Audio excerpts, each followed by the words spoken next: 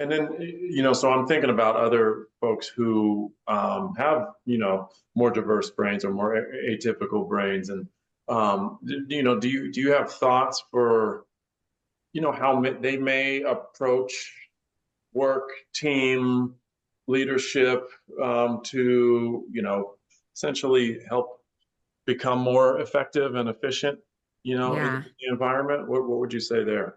Yeah. So I think once again, like creating environments of trust and inclusion allows two things that I think can really help people who have these atypical brains. One is creating a culture where you can share group work preferences. Mm. Nobody likes every part of their job, but there may be a case where people prefer something that surprises you, especially if you're using your own strengths Yeah. to infer what you like. So having opportunities to share work preferences is one way to sort of sometimes easily adjust the way tasks are allocated in a Hmm. way that might really surprise you. Like you might have someone who loves crunching numbers, someone who loves to write, someone who loves to speak Hmm. on your team, and you might be giving all of those jobs to everybody. Yeah. Um, Another thing is that, again, with these cultures of inclusion, people feel more comfortable asking for accommodations, right? So imagine, there's this saying that I hear all the time at UW is like, this meeting could have been an email. Hmm. Could this meeting have been an email? We spend so much time in meetings, and that feels exhausting, especially if you have social anxiety or Hmm. difficulty in groups, any kind of uh like autism spectrum disorder, something that makes it hard to Hmm. understand all of the context that goes with language in these Hmm. meetings or things are flying around. Hmm. However, if you're a person who struggles just a little bit more with reading, maybe you read fluently, but perhaps it takes 10 or 15% more effort. Imagine how those, I mean, I am looking at 7,000 unread emails right now. Yeah. Imagine how, if that is 10% harder for me, imagine how that changes my workload, right? So maybe you have teams that would rather meet than have, tons of emails. So anytime that you can ask for, could I just debrief with you once a week for 30 minutes and make sure I'm getting the important things Okay. out of the email, or 15 minutes, or Hmm. things like that, accommodations like that, or like I need headphones in the workplace because it's really Yeah. hard for me to focus, or I need some space to work with the doors closed for 2 hours, Hmm. things like that, and create that culture of safety and inclusion.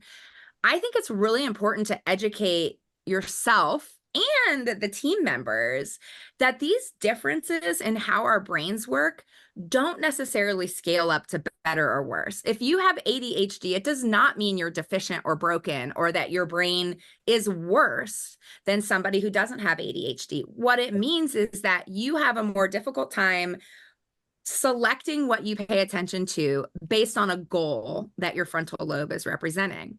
What that also means is that you're more likely to notice something that no one was expecting. Hmm. And in the wild, if we're walking around in a family group in the woods, hunter gathering, and there's something that can eat us that we're not expecting, we need someone to notice that, right? Like it's an important Yeah. task. Right. And there's dynamics and creativity and things that come from having a brain that is more organically focused. Hmm. So, I like to say that the human brain is not like a peacock tail. The peacock tail landed on this extravagant singular design because the bigger and brighter your tail is, the more ladies you get, period. It is a one size fits all for the peacock.